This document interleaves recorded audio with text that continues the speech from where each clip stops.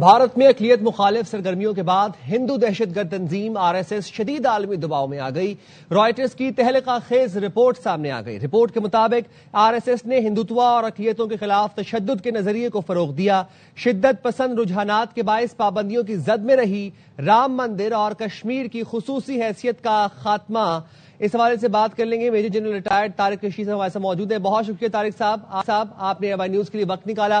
Writers کی تہلکہ خیز report سامنے آئی ہے۔ رپورٹ کے مطابق RSS نے ہندوتوا اور اقلیتوں کے خلاف تشدد کے نظریے کو فروغ دیا ہے۔ سر، عالمی منظرنامے پر بھارت کو ایک دفعہ پھر سے سپی کا سامنا ہے، کیا کہیں گے؟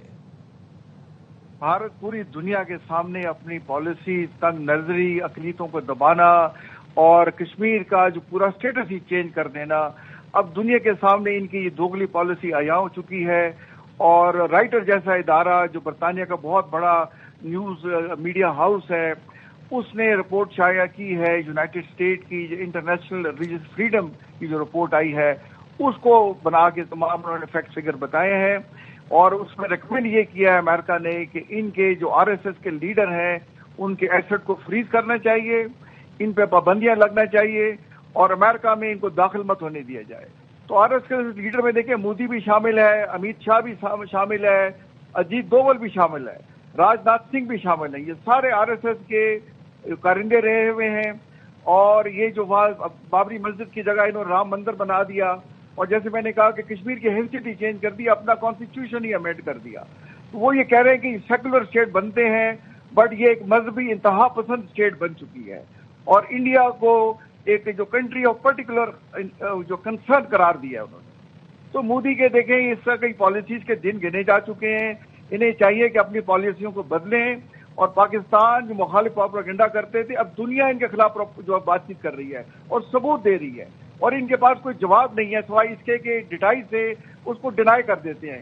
بھئی آپ کے ڈینائی کرنے سے کچھ نہیں ہوگا، کہ دنیا کے معتبر میڈیا ہاؤسز ہیں، دنیا کے معتبر ادارے ہیں، آپ کو شرم آنی چاہیے کہ دنیا آپ کو آڑے ہاتھوں لے رہی ہے، آپ سے سوال پوچھ رہی ہے، اور سوائے آپ اس کو انکار کے آپ کے پاس کوئی جواب نہیں ہے۔ تو یہ دیکھیں بہت بڑا سوالیہ نشان ہے، 1.5 ارب کے قریب ان کی آبادی ہے، انہیں چاہیے کہ یہ سوال اپنے حکومت سے پوچھیں اور اس حکومت کو آڑے ہاتھوں لیں۔ میجر صاحب، دنیا کے معتبر ادارے جیسے کہ بھی آپ نے ذکر بھی کیا، رائٹرز جیسے معتبر ادارے اب ایکسپوز کر رہے ہیں RSS کو، اور RSS نے پابندیوں سے بچنے کے لیے عالمی لابنگ مہم شروع کر دی ہے، جس میں RSS رہنما امریکہ، برطانیہ اور جرمنی میں سرگرم ہے۔ آپ کو لگتا ہے یہ لابنگ یوزفل ہوگی اس وقت؟ دیکھیں بالکل یوزفل نہیں ہوگی، کیونکہ رائٹر نے گن گن کے بتایا ہے کہ یہ جو لابیسٹ ہیں، وہ نام انہوں نے لیا اس کے سیکرٹری جنرل کا دتت رایا ہوسابیل، کہ جرمنی میں دیکھے گئے ہیں، برطانیہ میں دیکھے گئے ہیں، امریکہ میں دیکھے گئے ہیں۔ دیکھیں دنیا کو you can not fool all the people all the time, تو انڈیا اب دنیا کو بیوقوف نہیں بنا سکتا۔ اور دیکھیں یہاں تک بات پہنچ گئی ہے کہ ٹرمپ صاحب جو ہیں اس وقت دنیا کے سول سپر پاور کے پریزیڈنٹ ہیں، وہ انڈیا کو ہیل ہول کہہ رہے ہیں کہ یہ جہنم کا گڑھ ہے۔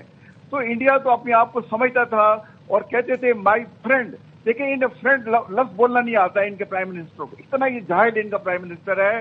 اور وہ جس کو یہ فرینڈ کہتے تھے یا فرینڈ کہتے تھے، اس نے کہا کہ یہ جہنم کا گڑھا ہے انڈیا۔